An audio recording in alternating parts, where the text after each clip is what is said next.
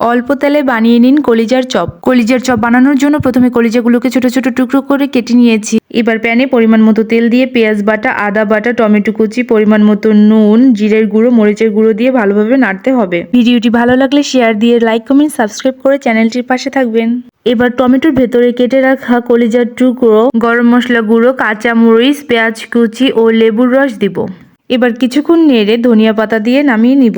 এরকম আরো মজার মজার রেসিপি আপনারা আমার চ্যানেলটিতে পেয়ে যাবেন। এবার কলিজার পুরটি দেওয়ার জন্য ময়দার ডো বানিয়ে নিব। ময়দার ডো বানানোর জন্য ময়দার ভিতরে পরিমাণ মতো নুন, চাট মশলা, তেল দিয়ে ভালোভাবে মেখে অল্প অল্প পানি মিশিয়ে ডো তৈরি করে নিব। এবার ময়দার ডো নিয়ে ডোটির ভিতরে এভাবে আঙুল দিয়ে জায়গা করে ভিতরে কলিজার পুরটি দিয়ে দিব।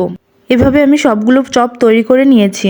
এবার প্যানে পরিমাণ মতো তেল দিয়ে সবগুলো চপ দিয়ে দিব। চুলোর আঁচটি মিডিয়াম করে রেখে ঢাকনা দিয়ে ঢেকে রাখবো। ঢাকনাটি উঠিয়ে দুই পাশ ভালোভাবে ভাজা হয়ে গেলে নামিয়ে নিব। বাড়িতে অবশ্যই ট্রাই করবেন। আল্লাহ হাফেজ।